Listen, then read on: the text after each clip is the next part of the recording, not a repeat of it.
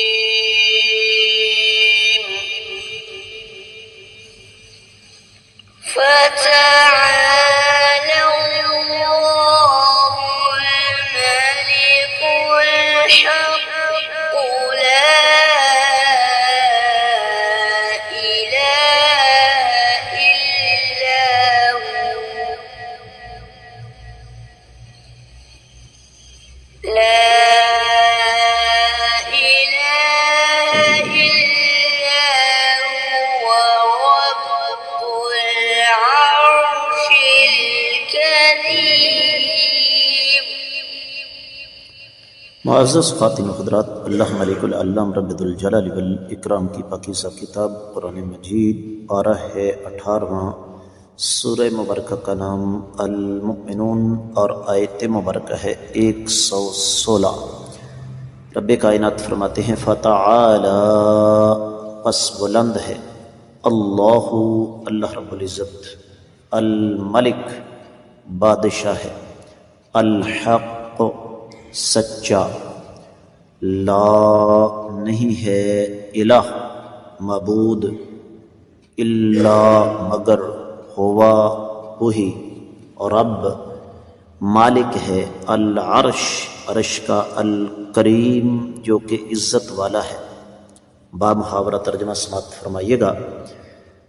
پس بلند و برتر ہے اللہ رب العزت، جو کہ سچا بادشاہ ہے، اس کے سوا کوئی معبود نہیں ہے، اور وہی بزرگی والے عرش کا مالک ہے۔ امام ابن کثیر رحمۃ اللہ علیہ نے اس آیت مبارکہ کی تفسیر بیان کرتے ہوئے ارشاد فرمایا ہے کہ رب کائنات جو کچھ بھی پیدا کر چکے ہیں، اس میں سے کسی چیز کو بھی اللہ نے بیکار پیدا نہیں فرمایا۔ اللہ تعالیٰ اس سے بلند و برتر ہے، اس لیے کہ رب کائنات فضولیات سے پاک ہیں، اور ان کے سوا کوئی لائق عبادت نہیں۔ رب کائنات نے عرش کا تذکرہ اس وجہ سے کیا کہ عرش ساری کی ساری مخلوق کا چھت بنا ہوا ہے، اور اس کی صفت اللہ نے بیان کی کہ وہ کریم ہے دو حوالے سے۔ ایک تو یہ کہ وہ خوبصورت بہت زیادہ ہے، اور دوسرا یہ کہ وہ عرش ویسے ہی عزت والا ہے۔ دوسرے مقام پر اللہ فرماتے ہیں: فَأَنبَتْنَا فِيهَا مِن كُلِّ زَوْجٍ کریم، سورہ لقمان کی 10ویں آیت مبارکہ امام ابن کثیر رحمۃ اللہ علیہ لے کر آئے۔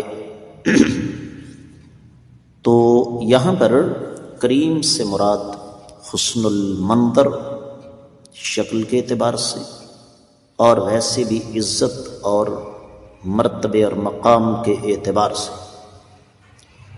اب اس مناسبت سے اللہ ملک العلام رب ذوالجلال والاکرام نے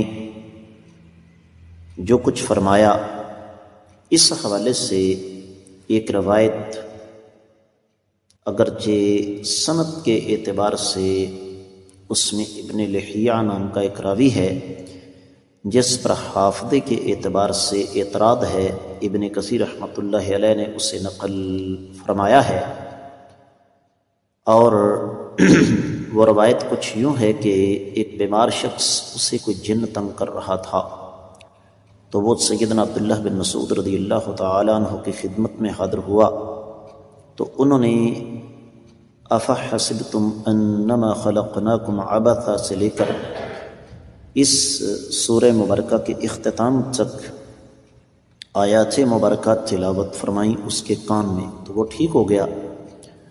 تو آقا علیہ صلی اللہ علیہ وسلم سے اس کا ذکر کیا تو فرمایا، عبداللہ تم نے اس کے کان میں کیا پڑھا تھا؟ تو سیدنا عبداللہ بن مسعود رضی اللہ تعالیٰ عنہ نے فرمایا کہ میں نے یہ آیات مبارکات تلاوت کی ہیں۔ فرمایا تم نے یہ آیات مبارکات پڑھ کر اسے جلا دیا، یعنی جن کو۔ اگر ان آیات مبارکات کو کوئی ایمان والا شخص یقین کے ساتھ کسی پہاڑ پر پڑھے تو وہ بھی اپنی جگہ سے ٹل جائے گا۔ اس روایت کو امام ابو نعیم نے الحلیہ میں ذکر فرمایا، لیکن جیسے میں نے اس کی سند میں ابن لحیہ نام کا ایک راوی ہے جو کہ ضعیف ہے۔ پھر ایک اور روایت امام ابن کثیر رحمۃ اللہ علیہ لے کر آئے کہ آقا علیہ السلام نے ایک لشکر بھیجا اور حکم دیا کہ صبح و شام ان آیات کو پڑھتے رہو، تو لشکر والے کہتے ہیں ہم مسلسل ان آیات کو پڑھتے رہے، نتیجہ یہ نکلا کہ ہم سلامت واپس لوٹے اور ہمارے پاس بہت سارا مال غنیمت تھا۔ یہ تفسیر الدر المنصور امام سیوطی میں یہ روایت موجود ہے۔ اور پھر ایک اور روایت جو کہ امام طبرانی معجم الکبیر میں لے کر آئے، لیکن اس کی سند بھی ضعیف ہے۔ آقا علیہ السلام نے فرمایا کہ جب میری امت میں کوئی شخص کشتی میں سوار ہوتا ہے تو یہ آیات مبارکات تلاوت کر لے تو اللہ تعالیٰ اسے بچا لیں گے کہ وما قدر اللہ حق قدرہ والارض جمیعا قبضتہ یوم القیامۃ والسماوات مطویات بیمینہ سبحانہ وتعالی عما یشرکون، سورہ زمر کی 67ویں آیت مبارکہ۔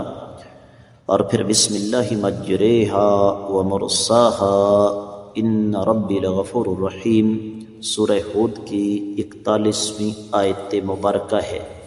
لیکن جیسے میں نے آپ کی خدمت میں عرض کیا کہ تحقیق کرنے کے بعد یہ بات سامنے آئی ہے کہ یہ روایت سند کے اعتبار سے درست نہیں ہے۔ دیگر آیات مبارکات کی طرف، دیگر کتب تفسیر کی طرف بڑھتے ہیں تو اہل علم نے ایک مناسبت ذکر کی ہے یہاں پر، فتعالی اللہ الملک الحق۔ اس کا ایک مفہوم اہل علم نے یہ بھی فرمایا ہے کہ رب کائنات کی بادشاہت ہر لحاظ سے کامل، مکمل اور اکمل ہے، اس میں کسی قسم کا کوئی نقص یا عیب یا کمی یا کجی نہیں ہے۔ اور اس کا مفہوم یہ بھی ہے کہ اللہ رب العزت کی صفات مبارکات میں باطل کا کوئی احتمال نہیں ہے، اللہ تعالیٰ کی بادشاہی کو زوال نہیں ہے، تو پھر اللہ تعالیٰ فضولیات سے پاک کیسے نہیں ہے۔ اس کے بعد ایک مناسبت ذکر کی ہے، لا الہ الا هو رب العرش الکریم کی، امام بقائی نے نظم الدرر میں، اور وہ یہ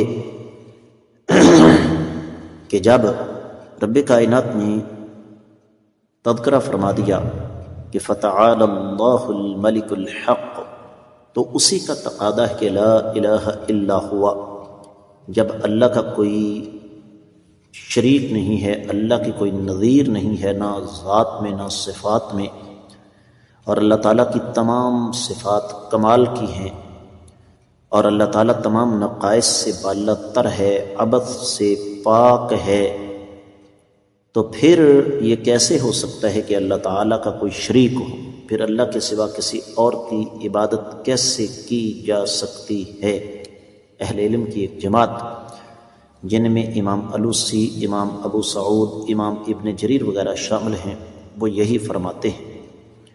اور رب العرش الکریم، ان الفاظ کی تفسیر بیان کرتے ہوئے اہل علم نے یہ لکھا ہے، امام واحدی نے البسیط میں، اور امام ابن الجوزی، امام الوسی نے، اور مادی قریب میں امام شنقیطی نے اضواء البیان میں، کہ اللہ تعالیٰ کا عرش شرف والا بھی ہے، خوبصورت بھی ہے، سب سے عظیم بھی ہے، کیونکہ وہ ساری مخلوق کی چھت ہے۔ بات آگے بڑھتی ہے۔ معزز خواتین و حضرات، اہل علم یہ فرماتے ہیں کہ یہ آیت مبارکہ اس بات کا ثبوت اور دلیل ہے کہ رب کائنات کی قدرت عظیم تر ہے۔ اللہ تعالیٰ مطلق بادشاہ ہے، جو چاہے جب چاہے جیسے چاہے جہاں چاہے کر سکتا ہے، جس کو چاہے ایجاد کرے، جس کو چاہے ختم کرے، جس کو چاہے زندگی دے، جس کو چاہے فنا کرے، اور اللہ کے سوا کوئی لائق عبادت نہیں ہے۔ اللہ تعالیٰ کے وعدے سچے ہیں، اللہ کی وعیدیں سچی ہیں۔ اللہ تعالیٰ عرش اور کرسی ہر چیز کا پیدا کرنے والا ہے، اور اللہ تعالیٰ رحمتوں والا ہے، خیر والا ہے، برکت والا ہے۔ معزز خواتین و حضرات، بات کو اختتام کی طرف لے جاتے ہیں۔ اہل علم نے یہ لکھا، امام شوکانی نے فتح القدیر میں، اسی طریقے سے تفسیر البحر المحیط میں بھی یہ بات موجود ہے، اور اس کے ساتھ ساتھ تفسیر المراح اور تفسیر روح البیان بھی اس پر قدر تفصیل کے ساتھ روشنی ڈالی ہے کہ فتعالی اللہ، اس سے مراد اللہ تعالیٰ کا عبث اور فضولیات سے پاک ہونا ہے۔ الملک، اس سے مراد ہر چیز میں تصرف کرنے والا۔ الحق، اس کا معنی الثابت، الذی لا یزول ملکہ، جس کی بادشاہت کبھی زوال پذیر نہیں ہو سکتی۔ ہم نے اپنی آنکھوں سے بڑے بڑے بادشاہوں کی سلطنت کو ڈوبتے دیکھا۔ لا الہ، اس کے سوا کوئی لائق عبادت نہیں ہے۔ باقی اللہ کے سوا جو کچھ بھی ہے وہ اللہ تعالیٰ کے غلام ہیں۔ رب العرش الکریم، اللہ تعالیٰ اس عظیم عرش کا مالک ہے۔ اور اس حوالے سے پھر بعض اہل علم نے ایک بحث کی ہے قراءات کے حوالے سے۔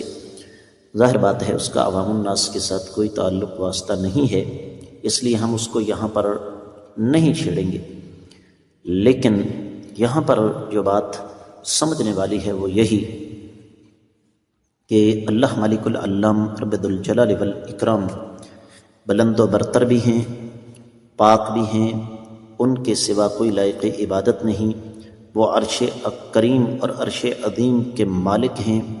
کائنات کے سارے نظام کو اللہ تعالیٰ خود چلاتے ہیں، چاہے وہ عالم علوی ہو چاہے عالم سفلی ہو۔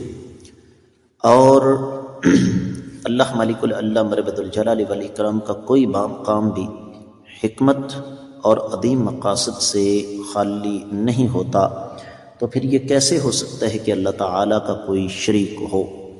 تو اس آیت مبارکہ سے جو سبق ہمیں ملا وہ اللہ تعالیٰ کی 3 عظیم صفات ہیں۔ پہلی، اللہ تعالیٰ بلند و برتر ہیں اور سچے بادشاہ ہیں۔ دوسری، اللہ کے سوا کوئی لائق عبادت نہیں، اور تیسری، اللہ تعالیٰ عظمت والے عرش کے مالک ہیں۔ اس کے ساتھ ہی آج کا قرآن مجید کا سبق مکمل ہوا۔